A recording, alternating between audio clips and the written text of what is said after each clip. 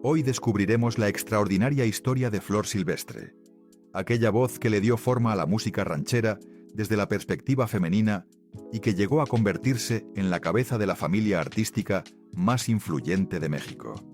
Desde sus orígenes más humildes en tierras guanajuatenses hasta el rancho El Soyate, donde forjó un verdadero imperio familiar, cada rincón de su historia guarda sorpresas.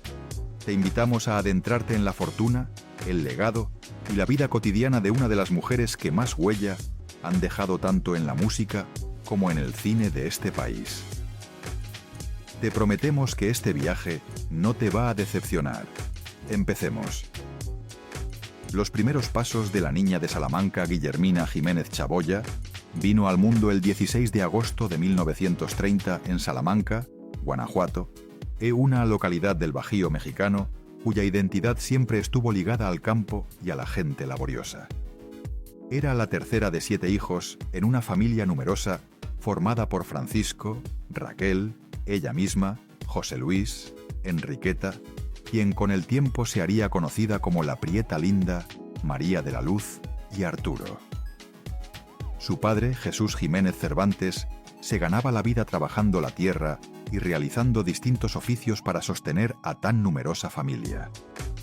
Su madre, María de Jesús Peña Chagoya, era ama de casa entregada de lleno a la crianza de sus 7 hijos, en una época en que sacar adelante una familia tan grande en el México rural postrevolucionario representaba un desafío permanente. Los Jiménez no nadaban en la abundancia. Habitaban una vivienda modesta de adobe en Salamanca, con piso de tierra, sin agua corriente ni electricidad. Era la estampa típica del México rural de aquellos años 30.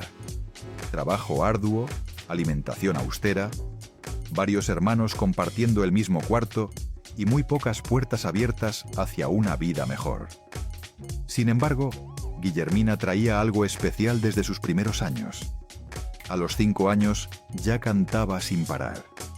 Cantaba mientras colaboraba con su madre en los quehaceres domésticos. Cantaba cuando iba al pozo a buscar agua. Cantaba para entretener a sus hermanos pequeños. Tenía una voz clara, bien afinada, con un timbre a la vez dulce y potente que no pasaba desapercibido. María de Jesús, su madre, reconoció en su hija un talento fuera de lo común y tomó una decisión audaz que transformaría el rumbo de toda la familia. Convenció a su esposo de que se mudaran a la Ciudad de México para que Guillermina tuviera las oportunidades que necesitaba para desarrollar ese don.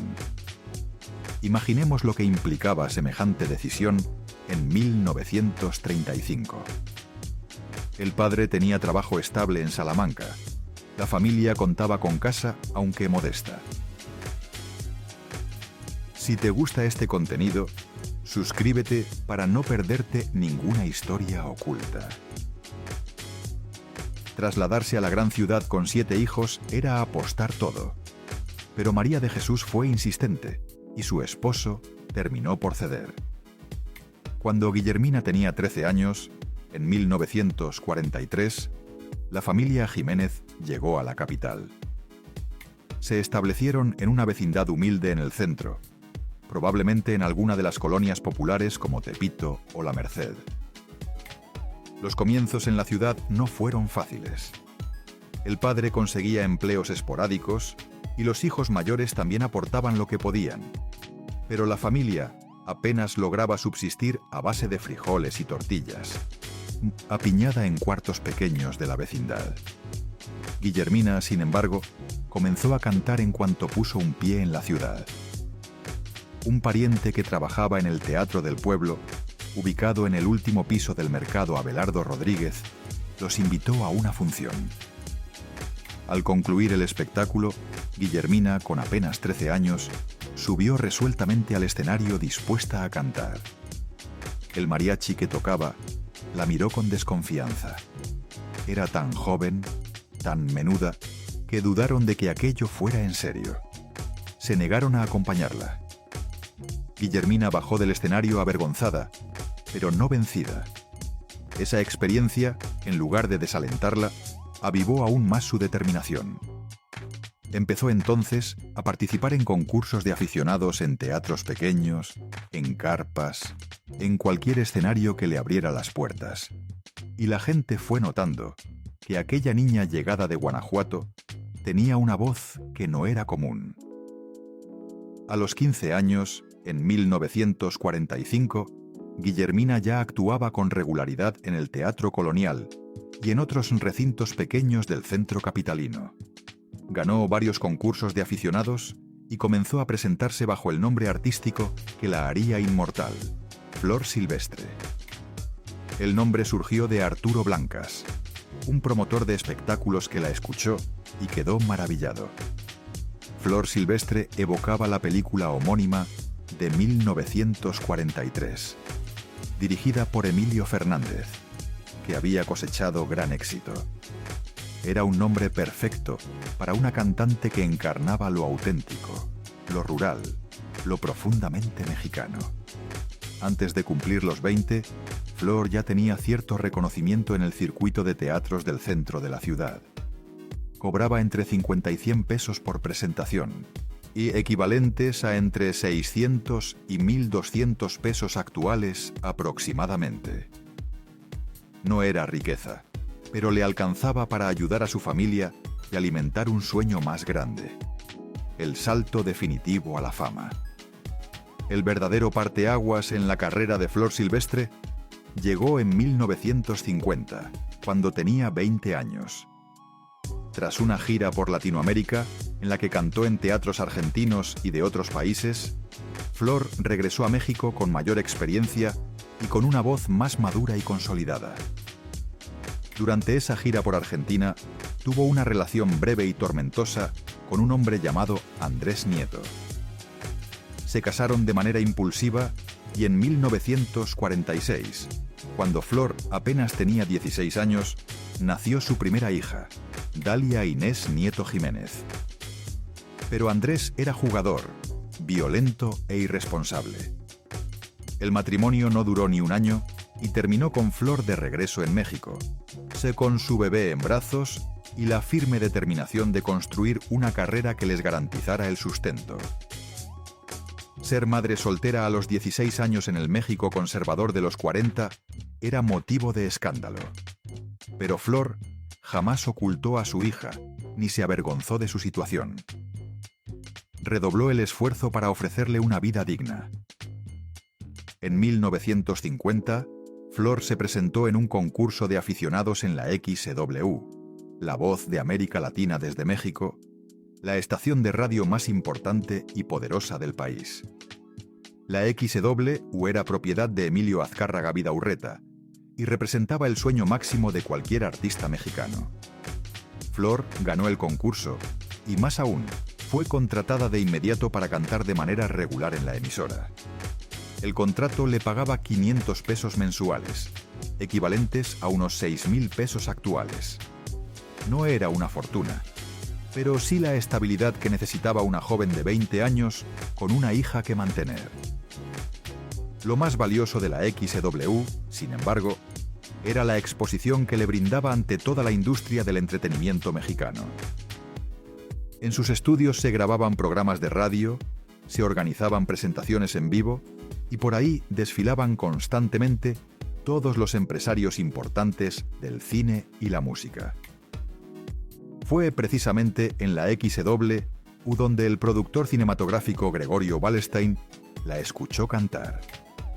Quedó fascinado no solo por su voz, sino por su presencia.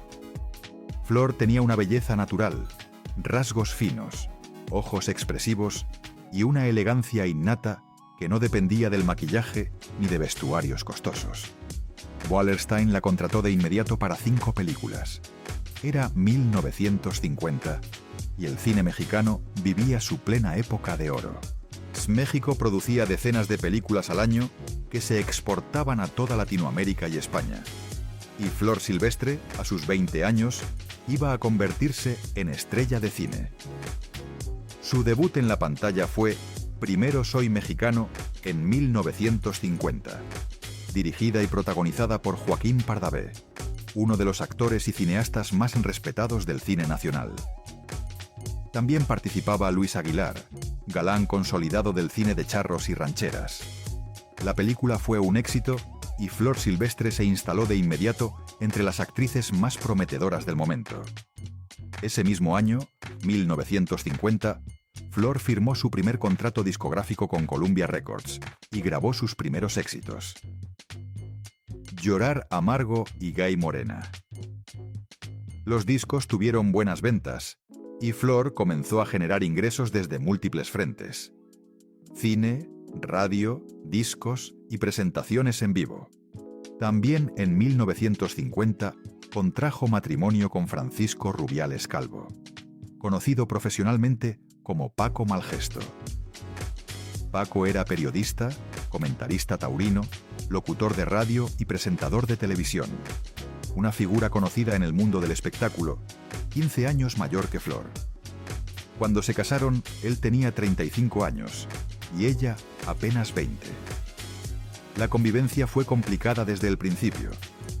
Flor era muy joven con una carrera que despegaba a gran velocidad. Paco era celoso, posesivo y de carácter difícil. Los conflictos eran frecuentes. Durante ese matrimonio, que se extendió de 1950 a 1959, Flor tuvo 2 hijos más: Marcela Rubiales Jiménez, quien con el tiempo se haría cantante y actriz, y Francisco Rubiales Jiménez, quien se dedicaría al doblaje. Pero a pesar de las turbulencias personales, en lo profesional, Flor atravesaba su mejor etapa y, a lo largo de los años 50, filmó decenas de películas, grabó innumerables discos, se afirmó como la voz femenina más importante de la música ranchera y en los estudios de la XW conoció al hombre que cambiaría su vida para siempre: Antonio Aguilar. Pero, ¿de cuánto dinero estamos hablando concretamente cuando mencionamos su fortuna en esa época? ¿Cómo vivía la joven estrella que encarnaba la música ranchera femenina? Prepárate, porque los números te van a sorprender. La fortuna de Flor Silvestre. Flor Silvestre fue una de las cantantes y actrices mejor remuneradas del entretenimiento mexicano durante las décadas de 1950, 1960 y 1970. Su presencia simultánea en 2 industrias, el cine y la música, le permitió acumular una fortuna considerable para su tiempo. En los años 50, cuando comenzaba a escalar posiciones, Flor cobraba entre 25.000 y 35.000 pesos por película. Para situar esa cifra en contexto, Pedro Armendáriz ganaba 50.000 pesos y Jorge Negrete 75.000 en esa misma época. Como actriz mujer y relativamente reciente en el medio, Flor percibía menos que los galanes consagrados, pero eran pagos sólidos. Esos 35.000 pesos de principios de los 50 equivaldrían hoy a aproximadamente 420.000 pesos. Y Flor rodaba entre 3 y 5 películas al año durante su etapa más prolífica. Solo por cine generaba ingresos anuales de entre 105.000 y 175.000 pesos de aquella época, lo que en valores actuales representa entre 1,2 y 2 millones de pesos anuales. Pero el grueso de sus ganancias provenía de la música. Los discos de ranchera tenían ventas altísimas en los años 50 y 60. Un disco exitoso podía vender entre 100.000 y 300.000 copias. Los contratos discográficos de la época reconocían al artista entre el 10% y el 15% del precio de venta al público. Un disco de Flor Silvestre costaba aproximadamente 18 pesos en 1955. Si vendía 150.000 copias con regalías del 12%, eso se traducía en ingresos de 324.000 pesos. Esa cantidad en valores actuales equivaldría a unos 3,9 millones de pesos por cada disco exitoso. Y Flor lanzaba entre 2 y 3 álbumes al año en su época de mayor producción. Solo por música generaba ingresos anuales de entre 650.000 y 1 millón de pesos de aquella época. Las presentaciones en vivo también representaban una fuente de ingresos significativa. Flor actuaba en palenques de ferias estatales, en teatros importantes de ciudades grandes y en cabarets de lujo. Por una sola presentación en un palenque relevante durante una feria, cobraba entre 8.000 y 15.000 pesos en los años 60, lo que equivale a entre 90 y 6.000 y 180.000 pesos actuales por noche. En las temporadas de ferias, que corrían de octubre a marzo, realizaba entre 30 y 50 presentaciones, lo que le generaba ingresos adicionales de entre 240.000 y 750.000 pesos, equivalentes a entre 2,9 y 9 millones de pesos actuales, solo por esta vía. En 1957, grabó junto al Mariachi Vargas de Tecalitlán El Palomino y Cielo Rojo, que se convirtió en su canción más icónica. El disco vendió más de 300.000 copias solo en el primer año. Con regalías del 12%, Flor percibió aproximadamente 650.000 pesos de aquella época, equivalentes a unos 7,8 millones de pesos actuales por un solo álbum. Ese mismo año firmó un contrato de exclusividad con Discos Musart que le garantizaba 400.000 pesos anuales más regalías, una condición extraordinaria que le proporcionaba seguridad económica. Si sumamos cine, música y presentaciones en vivo, durante sus años de mayor apogeo, de 1950 a 1975, Flor Silvestre generaba ingresos anuales de entre 1 millón y 2 millones de pesos de la época. En valores actuales, hablamos de entre 12 y 24 millones de pesos anuales durante 25 años consecutivos. Para finales de los años 50, ya había acumulado lo suficiente para adquirir su primera propiedad y apoyar económicamente a su familia. Su madre y sus hermanos menores habían dejado atrás las vecindades humildes. Flor les había comprado una casa modesta en una colonia de clase media. La trayectoria de propiedades de Flor Silvestre reflejaba con claridad su ascenso desde la pobreza más absoluta hasta convertirse en una de las figuras más relevantes del entretenimiento mexicano. Primera casa para la familia.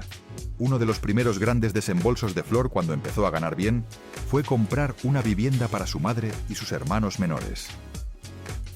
En 1955 adquirió una casa de 120 metros cuadrados en una colonia de clase media de la Ciudad de México. La propiedad costó 180.000 pesos de aquella época, equivalentes a aproximadamente 2,1 millones de pesos actuales. La pagó en efectivo con los ahorros acumulados durante sus primeros años de éxito. Era una casa sencilla pero digna, con 3 recámaras, sala, comedor, cocina y un pequeño patio. Para una familia que había vivido durante años en vecindades precarias, me era un palacio. La madre de Flor lloró de felicidad cuando le entregaron las llaves. Departamento en Polanco.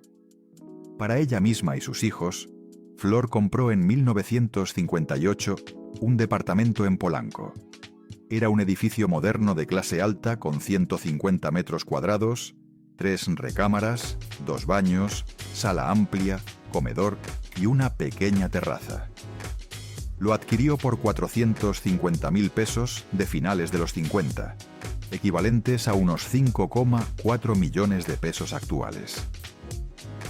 Aquí vivió con sus 3 hijos durante su matrimonio con Paco Malgesto. El departamento lucía muebles modernos de la época, tapetes persas y cuadros de artistas mexicanos. No era ostentoso, pero reflejaba el nivel de una estrella consolidada. Casa en las Lomas de Chapultepec. Tras casarse con Antonio Aguilar, en 1959, con ambas carreras en pleno crecimiento, la pareja adquirió en 1965 una casa más amplia en las Lomas de Chapultepec. Era una residencia de estilo californiano de aproximadamente 400 metros cuadrados, con jardines bien cuidados, 4 recámaras, sala de estar generosa, comedor amplio, biblioteca y todas las comodidades propias de una casa de clase alta. La compraron por 850.000 pesos a mediados de los 60, equivalentes a unos 10 millones de pesos actuales. Fue su residencia principal en la ciudad durante los años de mayor actividad cinematográfica. Allí recibían a colegas como María Félix, Lola Beltrán y Dolores del Río. Todos los grandes nombres de la música ranchera y el cine mexicano pasaron por esa casa. El rancho El Soyate en Zacatecas, la propiedad más trascendente, la que se convertiría en el corazón del legado familiar, fue el rancho El Soyate en Villanueva, Zacatecas. En 1973, con las ganancias acumuladas de años de trabajo en el cine, la música y los espectáculos, Antonio Aguilar y Flor Silvestre adquirieron una propiedad de más de 500 hectáreas en Zacatecas. La bautizaron en honor a un árbol característico de la región. El Soyate no era simplemente una casa de descanso. Era un rancho funcional con ganado, caballos y agricultura. Era el sueño de Antonio, un verdadero rancho mexicano donde criar a su familia en las tradiciones charras. La propiedad costó aproximadamente 8 millones de pesos cuando la adquirieron a mediados de los 70, equivalentes a unos 96 millones de pesos actuales, y la pagaron en efectivo con las ganancias de años de trabajo incansable. La casa principal del rancho era de estilo colonial mexicano, construida con piedra y madera de la región. Tenía aproximadamente 800 metros cuadrados de construcción, con 6 recámaras, 3 baños completos, salones de techo alto con vigas de madera, amplios comedores para recibir visitas, una enorme cocina de corte tradicional mexicano y todas las comodidades modernas integradas de manera discreta. Pero lo más impresionante del Soyate era la infraestructura dedicada a los caballos. Antonio y Flor construyeron una caballeriza profesional con capacidad para más de 100 ejemplares. Criaban caballos de pura sangre, caballos de charrería y caballos para los espectáculos ecuestres.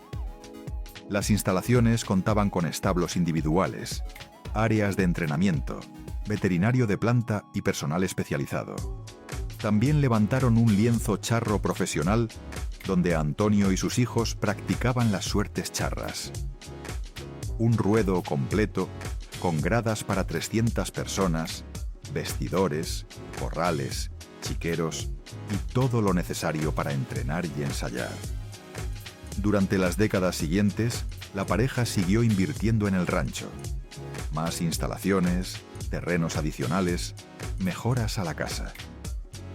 Para el año 2000, el Soyate estaba valuado en más de 50 millones de pesos. Se convirtió en el centro de operaciones de la familia Aguilar. Cuando no estaban de gira, vivían allí. Los hijos crecieron montando a caballo, aprendiendo charrería y habitando esa vida de rancho que Antonio y Flor consideraban indispensable para mantenerse conectados con sus raíces mexicanas. La colección de vehículos. Los automóviles de Antonio Aguilar y Flor Silvestre eran reflejo de su filosofía de vida. Funcionalidad y trabajo por encima de la ostentación. En los años 60, cuando vivían principalmente en la Ciudad de México, Flor conducía sedanes discretos pero elegantes. Tenía un Dodge Dart de 1963 en color beige que usaba en sus actividades cotidianas. El auto costó aproximadamente 45.000 pesos nuevo, equivalentes a unos 540.000 pesos actuales. En 1968 lo cambió por un Chrysler New Yorker en verde oscuro. Un sedán más grande y lujoso, pero sin pretensiones. Costó unos 85.000 pesos, equivalentes a alrededor de 1 millón de pesos actuales.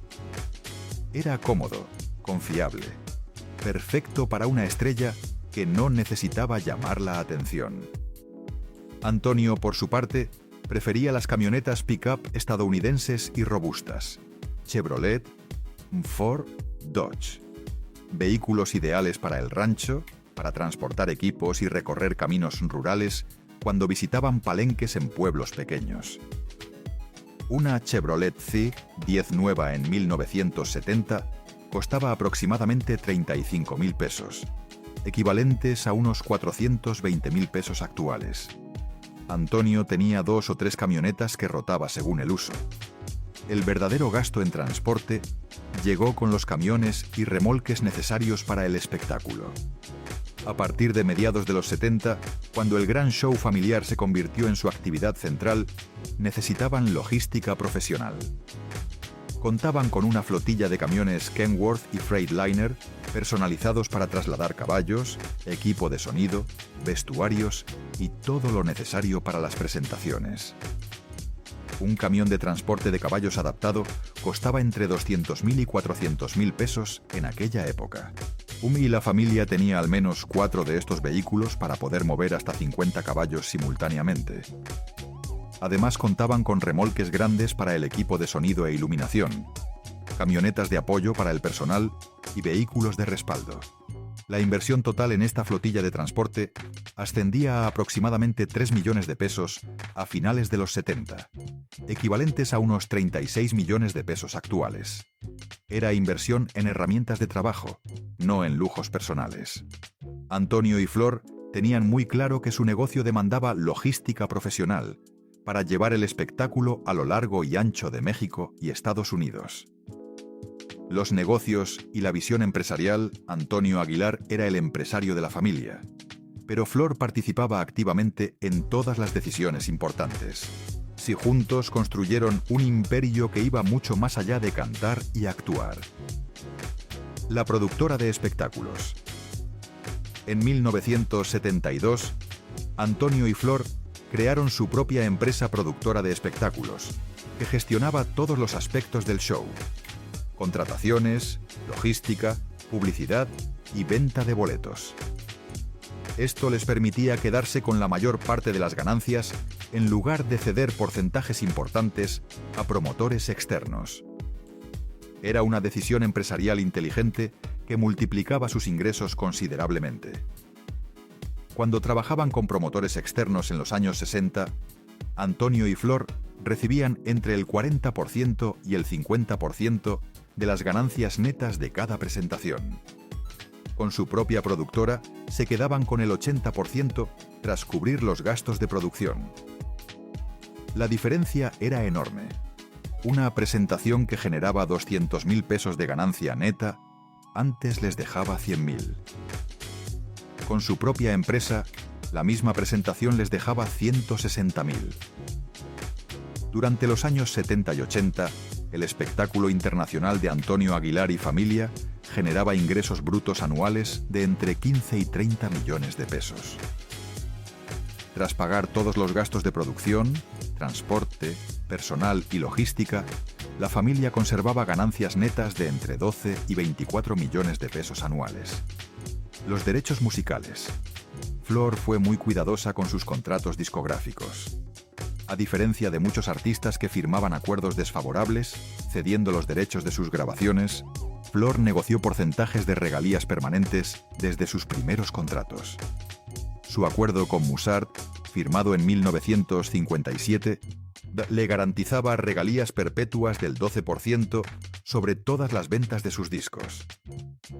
Esto significaba que durante décadas, cada vez que sus canciones sonaban en la radio, se vendían en disco, se utilizaban en películas o comerciales, Flor recibía regalías.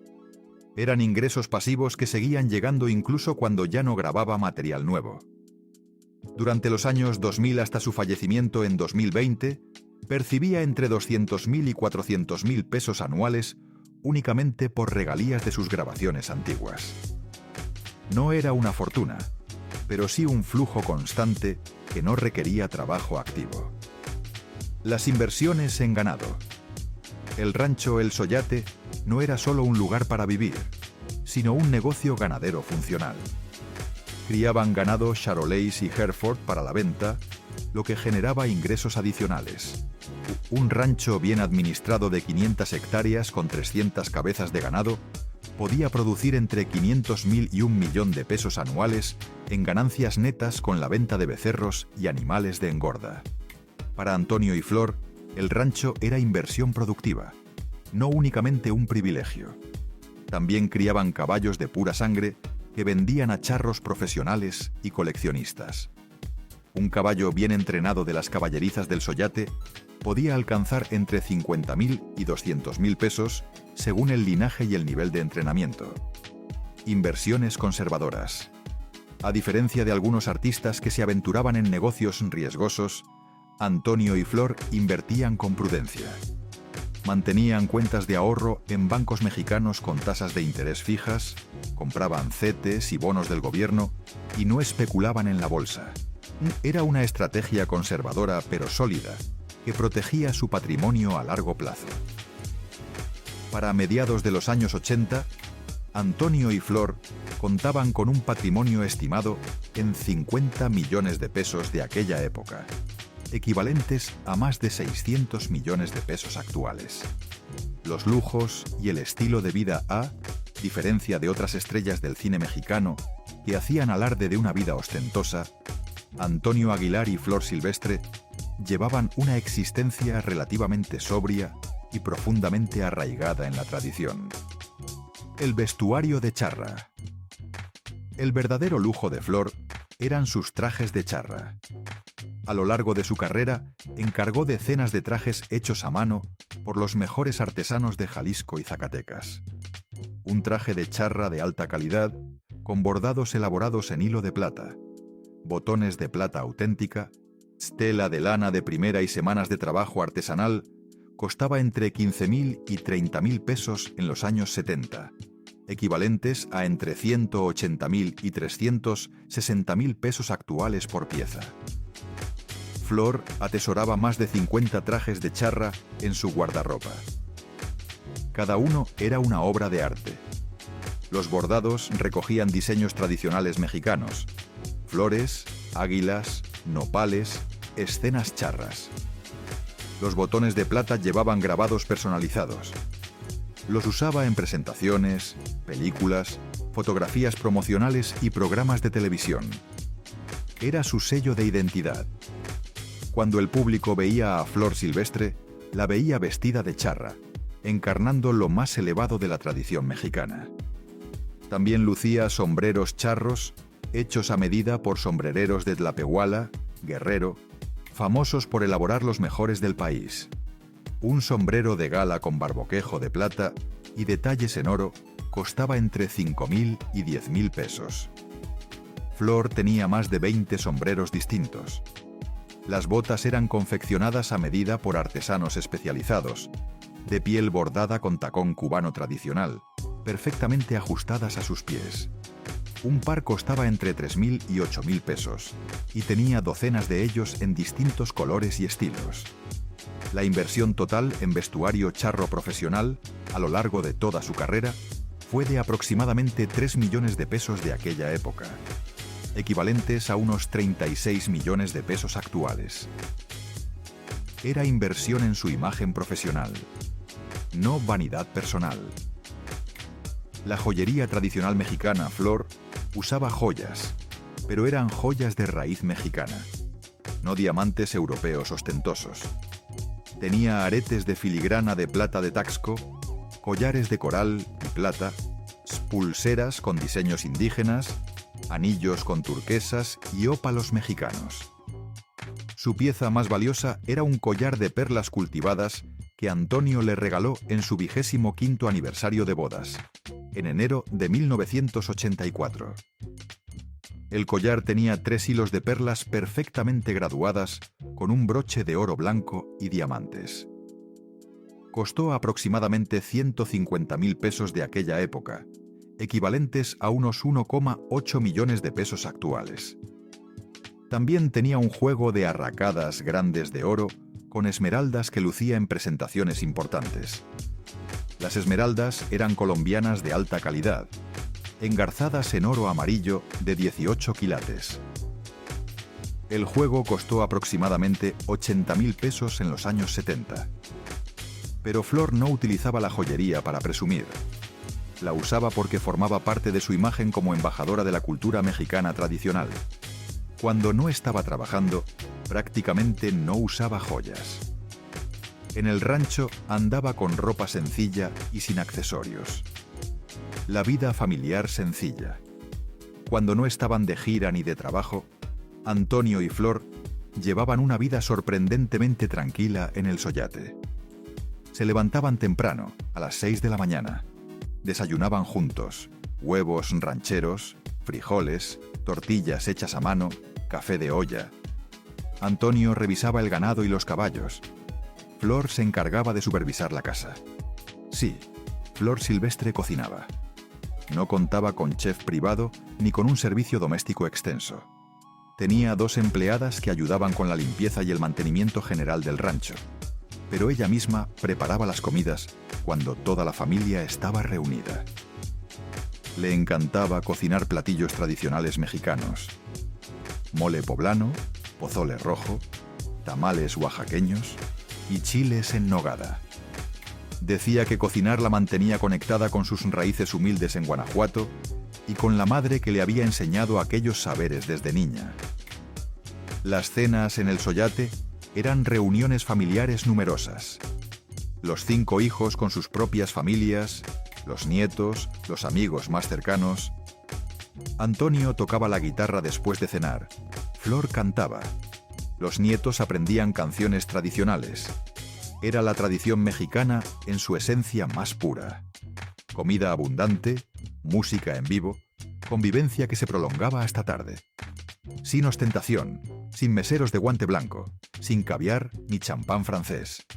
Tequila, mezcal, cerveza mexicana, comida casera y música ranchera.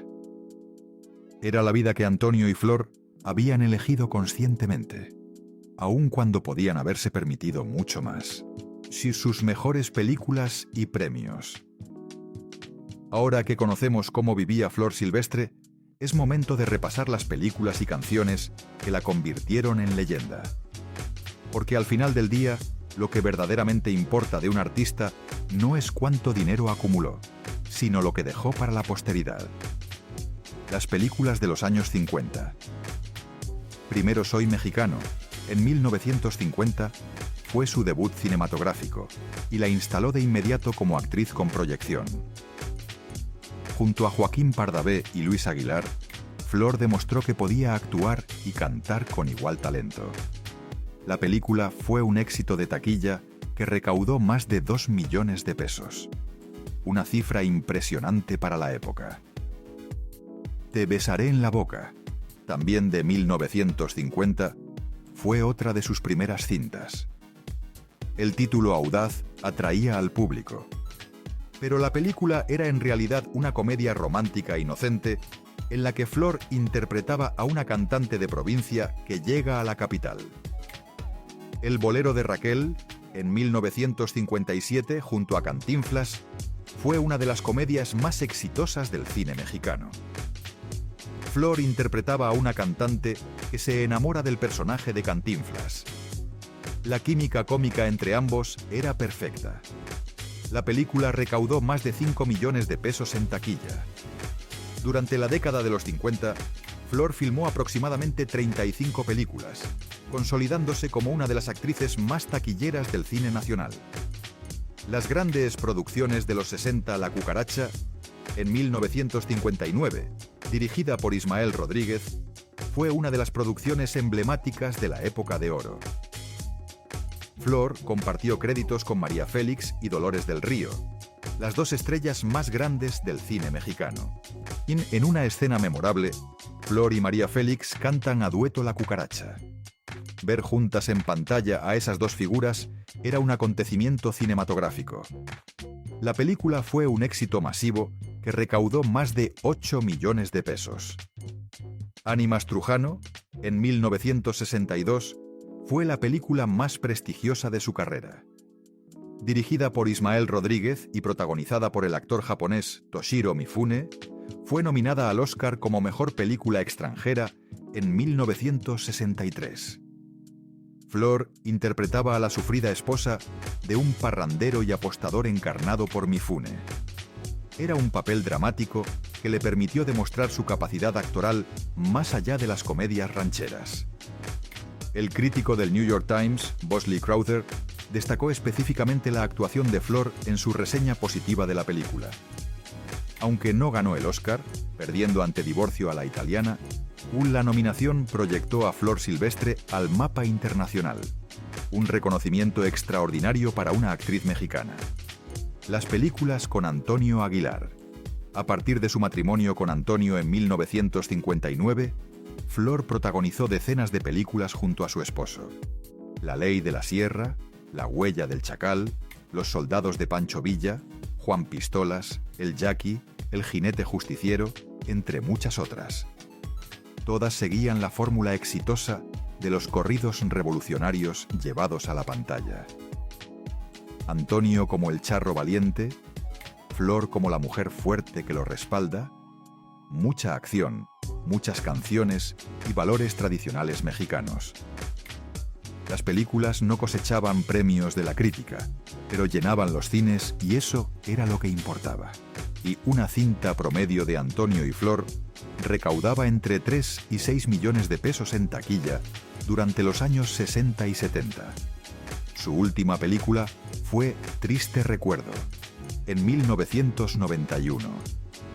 Flor aceptó el papel únicamente porque se filmaba en el Soyate y porque la actriz original había enfermado. Antonio la convenció de participar. Tras esa producción, Flor se retiró definitivamente del cine a los 61 años, habiendo rodado más de 70 películas a lo largo de 4 décadas. Las canciones que definieron un género Cielo Rojo, grabada en 1957 con el Mariachi Vargas de Tecalitlán, es quizás la canción más icónica de Flor Silvestre. El Palomino, escrita por José Alfredo Jiménez, fue un éxito masivo que vendió más de 300.000 copias. La interpretación de Flor era perfecta, dulce pero poderosa, romántica pero con dignidad. Se convirtió en la versión definitiva de una canción que hoy sigue siendo interpretada por artistas de diversas generaciones. Gracias fue otro de sus grandes éxitos, presente de manera constante en las listas de popularidad de la época. Era una ranchera de despecho con la letra ideal para la voz de Flor. Mi destino fue quererte, Entrega total, Celosa, Una limosna, El despertar, Imposible olvidarte, Pobre corazón, Que Dios te perdone y Guadalajara se convirtieron en clásicos de la música ranchera que generaciones de mexicanos siguen cantando en fiestas, bodas y serenatas. Flor grabó aproximadamente 200 discos a lo largo de una carrera de más de 60 años. Trabajó con los mejores mariachis de México, el Vargas de Tecalitlán, el México de Pepe Villa, el Jalisciense de Rubén Fuentes, el Zapopan, el Internacional. Su voz era única. Tenía un timbre dulce, pero potente. Podía cantar con honda emoción las canciones tristes y con alegría contagiosa las festivas. Técnicamente era impecable. Nunca desafinaba. Dominaba perfectamente la respiración y su dicción era irreprochable. Pero también era emocionalmente auténtica. Cuando Flor cantaba sobre un amor perdido, la gente lo creía. Cuando cantaba sobre la revolución, la gente sentía el patriotismo. No era solo técnica, era conexión emocional verdadera. Los premios y reconocimientos. Flor Silvestre acumuló numerosos premios a lo largo de su extensa carrera. En 1966, Discos Musart le otorgó el Trébol de Oro por ser su artista femenina más vendida de 1965. Un reconocimiento comercial a su éxito masivo en ventas. En 1970, recibió nuevamente el Trébol de Oro, confirmando que seguía siendo una de las artistas más exitosas de la disquera una década después de haber firmado con ellos. En 2001, la Asociación Nacional de Actores otorgó a ella y a Antonio Aguilar la medalla Eduardo Arozamena, como reconocimiento por su contribución al cine y a la música de México durante casi 50 años de ejemplar trayectoria artística. El premio fue entregado en una ceremonia emotiva a la que acudió toda la comunidad artística mexicana para rendir homenaje a la pareja. Flor, de 71 años, lloró al recibir la medalla. Antonio, de 83, agradeció en nombre de ambos. Los últimos años y la muerte. En 2007, Antonio Aguilar falleció a los 88 años tras una enfermedad prolongada. Flor tenía 77 años y perdía al amor de su vida, a su compañero de trabajo durante casi 60 años, al padre de sus hijos menores. La muerte de Antonio devastó a Flor. Habían estado juntos 48 años. Habían construido un imperio juntos. Habían criado una familia juntos. Habían representado a México ante el mundo juntos. Flor se retiró casi por completo de la vida pública tras la muerte de Antonio. Vivía en el Soyate, rodeada por sus hijos y nietos, sin cantar en público, sin presentaciones, simplemente viviendo con calma y con la memoria de todo lo vivido. En 2010, a los 80 años, grabó su último álbum de estudio, titulado Soledad, dedicado a la memoria de Antonio. El disco reunía canciones sobre la pérdida, el recuerdo y el amor eterno. Era su despedida musical. En 2015, cuando Flor tenía 85 años, se estrenó el documental Su destino fue querer en el Festival Internacional de Cine de Guadalajara. Producido por la compañía de Pepe Aguilar, el documental recorría toda su vida desde la infancia en Guanajuato hasta su presente como matriarca de la dinastía Aguilar. Flor asistió en persona al estreno. Al concluir la proyección, recibió una ovación de pie de varios minutos. La gente lloraba. Flor también lloraba. Era el reconocimiento de una vida plena. Sus últimos años coincidieron con la pandemia de COVID-19 en 2020. A los 90 años era población de alto riesgo. Sus hijos insistieron en que permaneciera en el Soyate sin visitas externas, protegida. Durante el verano y el otoño de aquel año, la salud de Flor empezó a deteriorarse gradualmente. No era una enfermedad específica. Era simplemente que su cuerpo de 90 años se apagaba poco a poco. Para noviembre pasaba la mayor parte del tiempo en cama. Sus hijos se turnaban para acompañarla, y Pepe prácticamente se mudó a El Soyate durante esas últimas semanas. El 25 de noviembre de 2020, rodeada por sus hijos, Flor Silvestre cerró los ojos por última vez. Murió en paz en su casa, en el rancho que ella y Antonio habían levantado juntos, exactamente como había querido. Su hijo, Pepe Aguilar, anunció la noticia en redes sociales con profundo dolor. Les comunicaba que ese día habían perdido a la gran Flor Silvestre, su madre, su guía, su inspiración, y la despedía con un descanso en paz. La noticia sacudió a México. Flor Silvestre era una de las últimas grandes figuras vivas de la época de oro del cine mexicano. Su partida marcaba el final de una era. Los medios de comunicación le dedicaron una cobertura extensa. El gobierno mexicano declaró 3 días de luto cultural. La Secretaría de Cultura emitió un comunicado en el que reconocía a Flor Silvestre como una de las voces más importantes de la música mexicana y como embajadora cultural de México en el mundo durante más de 6 décadas. El sepelio fue privado, exclusivamente para la familia. Flor fue sepultada en el Soyate junto a Antonio Aguilar, tal como ella había deseado. Juntos en vida, juntos en la muerte, juntos por toda la eternidad. Las redes sociales se inundaron de homenajes. Millones de mexicanos compartieron videos de Flor cantando, fotografías de sus películas, recuerdos personales. En pueblos de todo el país, mariachis salieron a las plazas a tocar sus canciones. Era la despedida colectiva a alguien que había formado parte de la vida de varias generaciones de mexicanos. El legado real y el impacto cultural.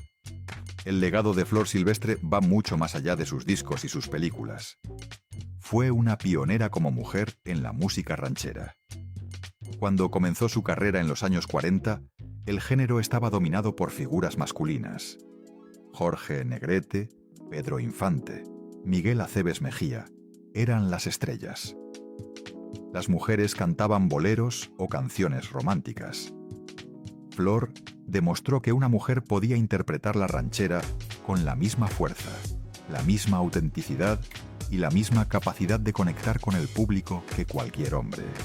Abrió el camino para Lola Beltrán, Lucha Villa, Amalia Mendoza y todas las grandes cantantes rancheras que llegaron después. Fue parte esencial de la época de oro del cine mexicano. Sus más de 70 películas contribuyeron a consolidar el cine ranchero como un género exitoso que se exportaba a toda Latinoamérica. Pero quizás su legado más trascendente es la dinastía Aguilar. Con Antonio, Flor creó una familia artística que domina la música regional mexicana hasta el día de hoy. Pepe Aguilar es una superestrella con múltiples premios Grammy.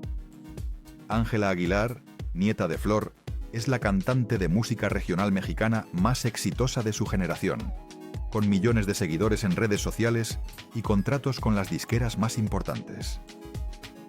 Leonardo Aguilar y Majo Aguilar también se dedican a la música ranchera. La tercera generación continúa la tradición que Flor y Antonio establecieron. Y todos cantan las canciones que Flor hizo famosas. Cielo rojo, Imposible olvidarte, Mi destino fue quererte. Siguen siendo parte del repertorio esencial de la música mexicana y lo seguirán siendo por generaciones. La voz de Flor Silvestre se heredó a sus hijos, a sus nietos, a México entero, al mundo. Y esa voz nunca se apagará. La verdadera vida lujosa de Flor Silvestre no residía en mansiones ostentosas ni en automóviles costosos. Estaba en 70 años de carrera ininterrumpida, haciendo lo que amaba. En un matrimonio de casi 50 años con el hombre que amó hasta su último aliento. En hijos y nietos que prolongan el legado musical que ella ayudó a construir. Flor Silvestre demostró que es posible salir de la pobreza más honda y llegar a la cima sin perder las raíces. Que el éxito verdadero no se mide en dinero, sino en el respeto ganado, en el amor del público, en la huella que dejas. Vivió 90 años plenos. Amó profundamente. Trabajó sin descanso. Nunca olvidó de dónde venía. Y cuando cerró los ojos por última vez, lo hizo sabiendo que había vivido exactamente la vida que había soñado aquella niña de 5 años que cantaba en Salamanca. Espero que hayas disfrutado este recorrido por la vida de Flor Silvestre tanto como yo disfruté prepararlo para ti. Si conoces alguna anécdota adicional sobre su vida, su carrera o su legado, déjamela en los comentarios. Me encantaría conocer más historias y compartirlas con todos. Cuéntanos también en los comentarios cuál te pareció el momento más conmovedor de su historia o qué canción suya es tu favorita. Y si te gustan estas historias donde las leyendas muestran su lado más humano, no te pierdas nuestros otros videos sobre las grandes estrellas de la época de oro del cine y la música mexicana. Dale click y suscríbete y activa la campanita para no perderte ningún video, porque lo que viene está de no creerse.